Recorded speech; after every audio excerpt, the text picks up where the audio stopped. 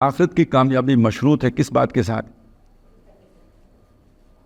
هل ادلکم علی تجارت تنجیکم من عذاب الیم تؤمنون باللہ ورسولہ وتجاہدون فی سبیلہ، دو چیزوں کے ساتھ، یقین کامل والا ایمان اور اللہ کی راہ میں جہاد کرنا۔ اس جہاد ہی کا دوسرا نام ہے اللہ کی مدد کرنا۔ لیکن آپ تلوار لے کے اپنا سارا سامان حرب و ضرب لے کے جب میدان جنگ میں آ کے کھڑے ہو گئے، یہ اللہ کی مدد ہے یا نہیں ہے؟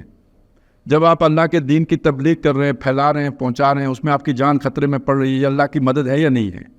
تو دین کی محنت جو آپ کر رہے ہیں یہ اللہ کی مدد کر رہے ہیں، یہی اللہ کی مدد ہے۔ تو اب آپ جب کہیں گے نا جہاد، تو جہاد کا مطلب کیا ہوا؟ اللہ کی مدد۔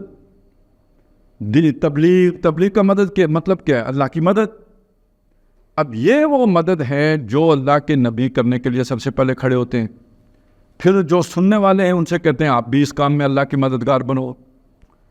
تو یہی دعوت تھی محمد رسول اللہ کی صلی اللہ علیہ وسلم۔ وہ بھی لوگوں کو اپنی مدد کے لیے، یعنی بنیادی بات ہے جو ایمان لایا وہ مددگار ہو گیا، کیونکہ ایمان کے بعد اگلا کام کیا ہے؟ جہاد۔ تو جہاد کا مطلب کیا ہے؟ مدد کرنا۔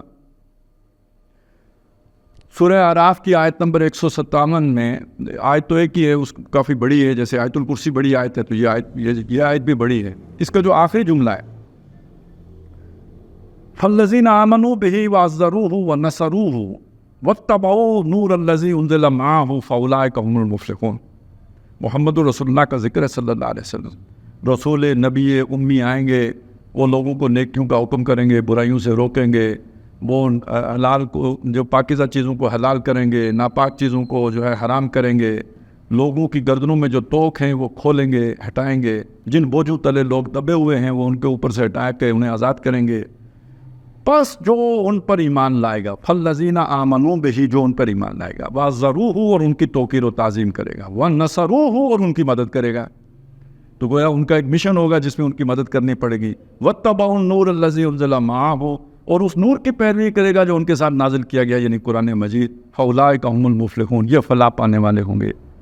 تو اب نبی صلی اللہ علیہ وسلم کی مدد کیا ہے؟ اب یہاں سے سمجھیں، هُوَ الَّذِي أَرْسَلَ رَسُولَهُ بِالْهُدَىٰ وَدِينِ الْحَقِّ لِيُظْهِرَهُ عَلَى الدِّينِ كُلِّهِ وَلَوْ كَرِهَ الْمُشْرِكُونَ۔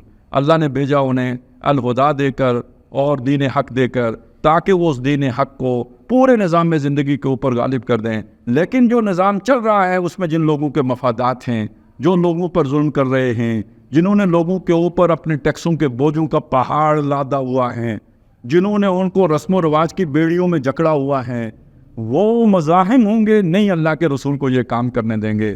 تو اب جو لوگ اللہ کے رسول کے مددگار بن کر ایسے لوگوں کے ہاتھ توڑ کر اللہ کا دین غالب کرنے کی جدوجہد کریں گے، وہ اللہ کے بھی مددگار ہیں، رسول کے بھی مددگار ہیں۔